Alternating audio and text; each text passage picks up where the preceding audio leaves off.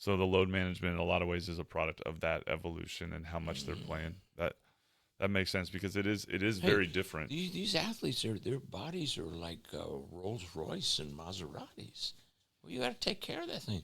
I don't give a damn if it's that level of car. If you overwork that puppy, that thing, the engine's going to last just so long. Yep.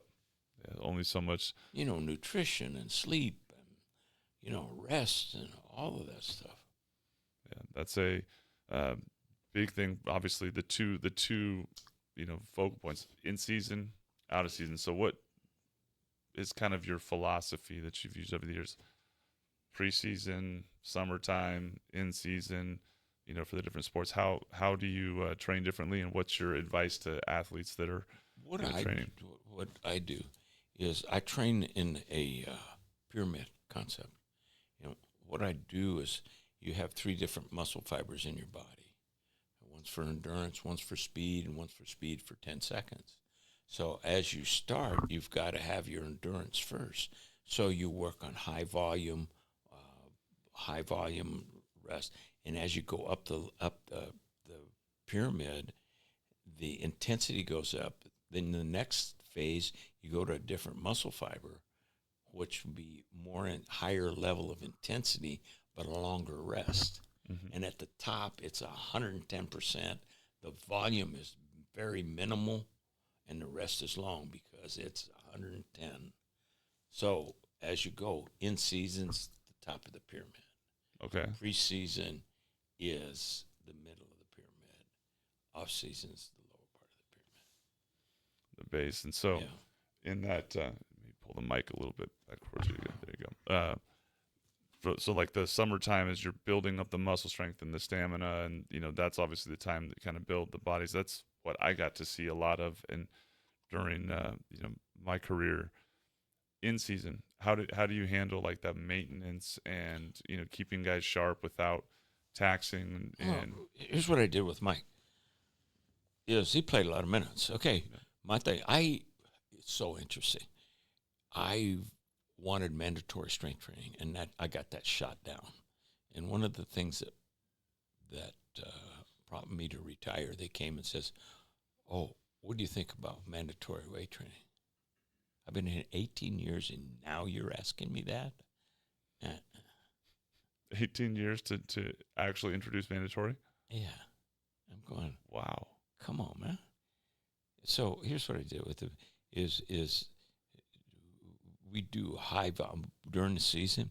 We would do like 315s, high volume, lightweight, a lot of reps, get a couple lifts in, and one day a week we do like on chest press and lat pull, we would do fours just to maintain your strength, just one day.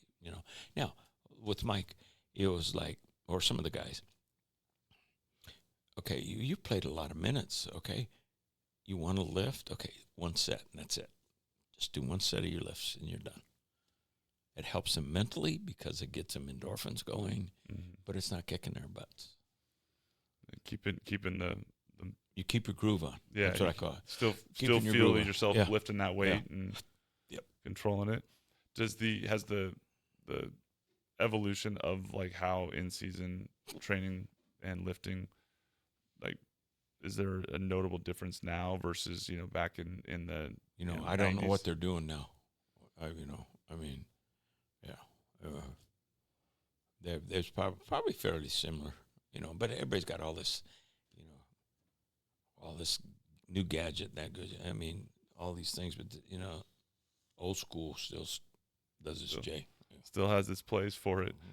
So those during those Kingsters you mentioned, I mean the summer times you're for Sacramento athletes or anybody connected to Sacramento, what the hub in the summer was, working out with you. Whether I think at the time I was playing Gold's Gym out off of Well, Gus Armstead. yeah, and Gus and I go way back. He used to.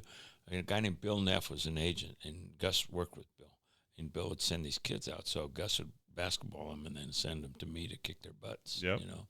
Yeah. And then we did that until I went to China to work, and then the China in there, and that's what I remember coming, finishing at Jesuit, get to Fresno and then come back in the summer times, and it's it's working, lifting with you, shooting, going and working out with Gus, playing in the pro-am, and then just this hub of basketball guys that are playing overseas.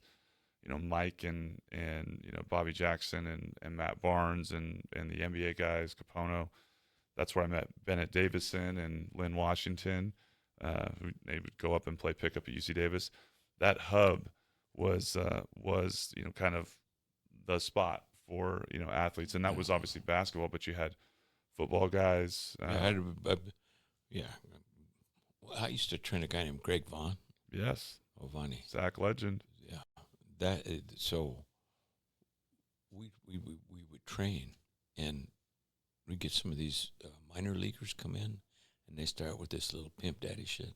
So Greg would say, "Let's go take a walk." They'd come back. He just set them straight. Set them straight. I love it. That guy was one of the hardest workers. Oh, he worked hard. He made kind of put Sac on the map from a baseball perspective, and him and Fernando Vina. That's right. Yeah.